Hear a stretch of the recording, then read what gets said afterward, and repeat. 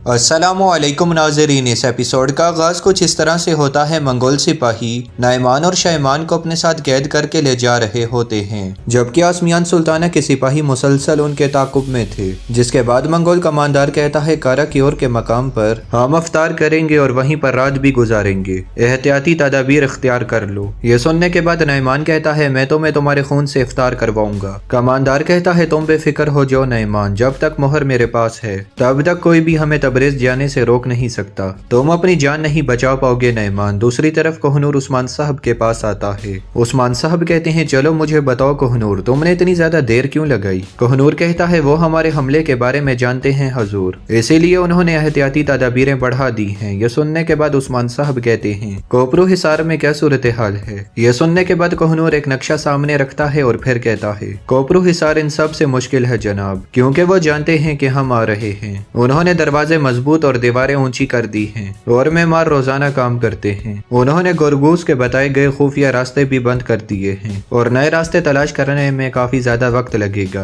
रास्तों की हिफाजत बाजंतीनी फौज ढाल बनकर कर रही है। उस्मान साहब कहते हैं बिल्कुल वो ढाल बन सकते हैं, लेकिन अब ये बात वाज़ेह है कि हम कोपरू हिसार ही जाएंगे। कोहनूर कहता है तमाम किलों से मुश्किल कोपरू हिसार है जनाब, जब रास्ते तलाश करना मुश्किल है तो हम ढालों से कैसे गुजरेंगे। आपकी इजाजत से मैं इसकी वजह जानना चाहता हूँ। उस्मान साहब कहते हैं कोपरू हिसार की फतह बुरसा और इजनीक का दरवाजा है और कोपरू हिसार की चाबी हमारे पास है। कोहनूर कहता है और ये क्या है। ये सुनने के बाद उस्मान साहब खड़े हो जाते हैं और फिर कोई चीज दिखाते हुए कहते हैं हर चीज का एक उस्ताद होता है, तुम इसे रास्ते बनाने वाले के पास ले जाओ और ये उसे दे दो, वो खुद तुम्हें रास्तों का नक्शा बना कर दे देगा। ये सुनने के बाद कोहनूर उस चीज को देखता है और कहता है वो किसकी खिदमत करता है जनाब, वो कौन है, क्या हम उस पर एतमाद कर सकते हैं। उस्मान साहब कहते हैं ये उसी का है और स्याही भी उसी के पास है, तुम फिक्र ना करो, ये स्याही सब कुछ साबित करती है। वो हम पर एहसान का मकरूज है, लेकिन अगर स्याही नहीं तो नक्शा भी नहीं, और अगर नक्शा नहीं तो फतह नहीं। मुझे कल रात तक नक्शा ला कर दो और सिपाहियों को बताओ कि हम फतह के लिए जा रहे हैं। ये सुनने के बाद कोहनूर कहता है जैसा आपका हुक्म। उस्मान साहब कहते हैं क्या तुम जानते हो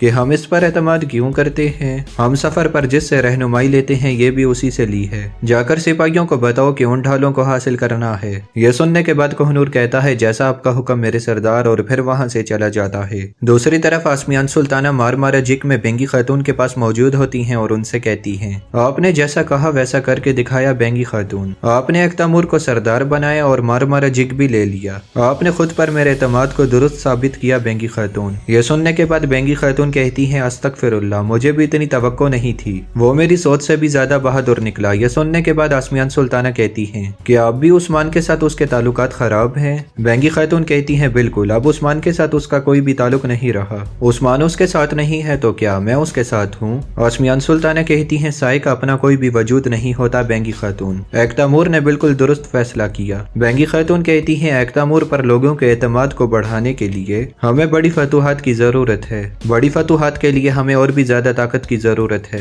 हमें आपकी ताकत भी चाहिए वालिदा सुल्ताना। अभी ये बातचीत जारी होती है कि इसी दौरान वहाँ पर जलाली आ जाता है और वो कहता है वालिदा सुल्ताना, उस्मान साहब ने खबर भेजी है, उसने आपको अफ्तार पर बुलाया है और बाकी सरदारान को भी मदऊ किया है। यह सुनने के बाद आसमियान सुल्ताना बेंगी खातून से कहती हैं उस्मान ने नाइमान को हरा दिया, अब वो इस चीज का हमारे सामने दिखावा करना चाहता है। बेंगी खातून कहती है नाइमान अभी भी सांस ले रहा है, मुझे नहीं लगता कि ये इंसाफ है। आसमियान सुल्ताना कहती हैं उस्मान का इंसाफ इतना ही है बेंगी खातून। फिर वो कहती हैं जलाली, सरदारान के लिए बेहतरीन तहाइफ तैयार करो, उनको ये याद दिलाने का वक्त है कि ताकत और इख्तियारात हमारे पास हैं। जलाली के जाने के बाद एकतमूर और अलचिचक भी वहाँ पर आ जाते हैं। एकतमूर वालिदा सुल्ताना को सलाम करता है। वालिदा सुल्ताना सलाम का जवाब देते हुए कहती हैं तैयारियां करें, हमारे साथ आप भी यनिशर जाएंगे। यह सुनने के बाद एकतमूर कहता है वालिदा सुल्ताना, मेरे और चचा के ताल्लुकात ठीक नहीं हैं। आसमियान सुल्ताना कहती हैं मैं जानती हूँ, लेकिन मैं अपनी हाकिमियत में किसी को भी एक दूसरे से नाराज नहीं रहने दूंगी, चलो आओ चलते हैं। ये कहने के बाद वो वहाँ से आगे बढ़ जाते हैं। इधर बायंदर एक जगह पर दस्तरखान पर बैठा हुआ था। इसी दौरान हुसैन भी वहाँ पर आ जाता है। बायंदर कहता है सल्जूक रियासत का सूरज जो कभी गरूब नहीं होता वालिदा सुल्ताना, उसने मेरी जान बख्श दी, अब वो बदले में सदाकत चाहती है, लेकिन मैं तो कभी अपना भी वफादार नहीं हुआ। यह सुनने के बाद हुसैन कहता है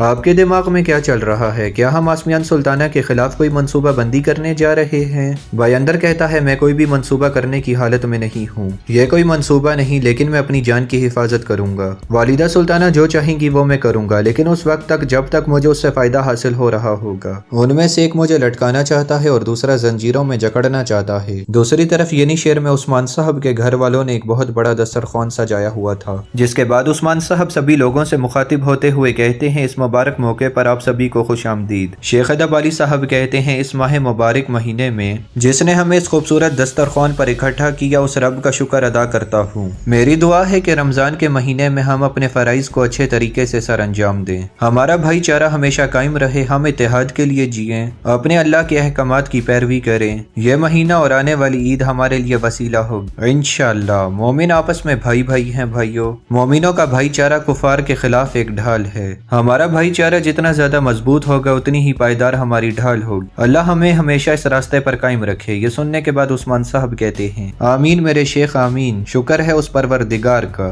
جس نے ہمیں نعمت عطا کی، جس نے ہمیں صحت عطا کی اور جس نے ہمیں اس راستے پر قائم رکھا۔ اسی دوران ایک سپاہی اذان دینے لگتا ہے۔ جب وہ اذان مکمل کر لیتا ہے تو سب لوگ اپنا اپنا روزہ افطار کرنے لگتے ہیں۔ عثمان صاحب کہتے ہیں، چلیے شروع کرتے ہیں، اللہ قبول فرمائے۔ یہ کہنے کے بعد سبھی لوگ کھانا کھانا شروع کر دیتے ہیں۔ دوسری طرف غازان خان کے سپاہی ایک کارواں سراہے میں موجود ہوتے ہیں جو کہ وہاں پر اپنا روزہ افطار کر رہے تھے، جبکہ نعمان اور شامان کو انہوں نے اپنے پاس باندھ کر رکھا ہوا تھا۔ کماندار اپنا روزہ افطار کرتے ہوئے ایک خدمت گزار سے کہتا ہے کہ ان دونوں کو بھی کھانا دو، انہیں تبریز پہنچنے تک زندہ رہنا ہوگا، وہ اپنی غداری کی قیمت ادا کرنے سے پہلے بالکل بھی نہیں مرے گا۔ نعمان یہ سننے کے بعد کہتا ہے، غداری میں نے نہیں کی بلکہ مسلمان غازان خان نے کی ہے اور وہ اس کی قیمت ضرور ادا کرے گا۔ یہ سننے کے بعد کماندار کہتا ہے، تمہیں تمہارے خواب نے اندھا کر دیا ہے نعمان، غازان خان کوئی بھی قیمت نہیں چکائے گا۔ نعمان کہتا ہے، تم ارلق خان کے غضب میں ڈوب گئے ہو۔ اسی دوران ایک خدمت گزار نعمان کو کھانا پیش کرتا ہے تو نعمان اس کھانے میں تھوک دیتا ہے۔ یہ دیکھنے کے بعد خدمت گزار وہ کھانا وہاں سے لے جاتا ہے۔ پھر کماندار کہتا ہے، اللہ کے غضب سے ڈرو نعمان، تم نے اپنی پوری طاقت برائی کے کاموں میں استعمال کی، لیکن شکر ہے کہ ہم آ گئے اور تم سے مہر لے لی، ورنہ تو یہ سرزمینیں تباہ ہو جاتی۔ ادھر دوسری طرف آسمیان سلطانہ عثمان صاحب سے کہتی ہیں، میں اور باقی سرداران اس دعوت کے لیے آپ کا شکریہ ادا کرتے ہیں عثمان صاحب، ہم نے مل کر اس بن بلائے مہمان یعنی کہ نعمان کو شکست دی۔ میں جانتی ہوں کہ سرداران جانتے ہیں کہ یہ ہماری مشترکہ کاوش تھی۔ یہ سننے کے بعد عثمان صاحب کہتے ہیں، بہت شکریہ والدہ سلطانہ، اگر آپ کی مدد نہ ہوتی تو ہم بالکل بھی یہ فتح حاصل نہ کر پاتے۔ پھر ایک سردار کہتا ہے، عثمان صاحب اگر والدہ سلطانہ مشکلات کھڑی نہ کرتی تو اتنی مشقت نہ پڑتی۔ آسمیان سلطانہ اس پر کہتی ہیں، رائے کے اختلافات ہمیشہ رہتے ہیں لیکن ہم اختتام پر توجہ مرکوز کرتے ہیں، فتح ہماری شراکت کا تحفہ ہے۔ پھر وہ کہتی ہیں، جلالی سرداران کو ہماری طرف سے تحائف پیش کرو، جس کے بعد جلالی تمام سرداران میں تحائف پیش کرنے لگتا ہے۔ جب سرداران تحفے کھول کر دیکھتے ہیں تو اس کے اندر تلوار تھی۔ اس کے بعد عثمان صاحب کہتی ہیں، لیکن سب سے بڑا تحفہ بھتیجے اور چچا کے درمیان صلح ہے۔ عثمان صاحب کہتے ہیں، بازو ٹوٹنے کے باوجود بھی جسم کے ساتھ ہی رہتا ہے، میرے اور میرے بھتیجے کے درمیان کسی قسم کا بھی کوئی مسئلہ نہیں ہے، چلو بتاؤ بھتیجے۔ یہ سننے کے بعد ایک تیمور کہتا ہے، بالکل بالکل ایسا ہی ہے۔ بینگی خاتون اس پر تھوڑی حیران ہوتی ہیں۔ پھر آسمیان سلطانہ کہتی ہیں، جلالی۔ یہ سننے کے بعد جلالی عثمان صاحب کو بھی ایک تحفہ پیش کرتا ہے۔ آسمیان سلطانہ کہتی ہیں، یہ وہ تلوار ہے عثمان صاحب جو سلجوق ریاست فتوحات حاصل کرنے والے کمانداروں کو دیتی ہے۔ یہ سننے کے بعد عثمان صاحب وہ تلوار لے لیتے ہیں۔ پھر آسمیان سلطانہ کہتی ہیں، مٹی اور چاندی سے بنی، یہاں تک کہ اس کا پچھلا حصہ بھی بہت تیز ہے۔ اس کے بعد عثمان صاحب اس تلوار کا معائنہ کرتے ہیں۔ پھر ایک سردار کہتا ہے، یہی عثمان صاحب کے شایان شان ہے، ایسی تلوار جو پیچھے سے بھی تیز ہو، کیونکہ لوگ ان کی پیٹھ میں چھرا گھونپنے کی کوشش کرتے ہیں۔ دوسرا سردار بھی کہتا ہے، عثمان صاحب کی انصاف کی تلوار ان کے لیے کافی ہے، ایسے تحفے کا کیا فائدہ آسمیان سلطانہ۔ پھر تربت صاحب کہتے ہیں، عثمان صاحب کو صرف ایک ہی چیز کی ضرورت ہے اور وہ ہے اتحاد، لیکن اگر ہم مسلسل ایک دوسرے سے بحث کرتے رہے تو اس کا کوئی بھی فائدہ نہیں ہوگا۔ یہ سننے کے بعد عثمان صاحب کہتے ہیں، تربت صاحب نے بالکل ٹھیک کہا۔ تو ناظرین، اسی کے ساتھ اس ایپیسوڈ کا اختتام ہوتا ہے۔ یہ ویڈیو آپ کو کیسی لگی ہمیں کامنٹس میں ضرور بتائیے گا۔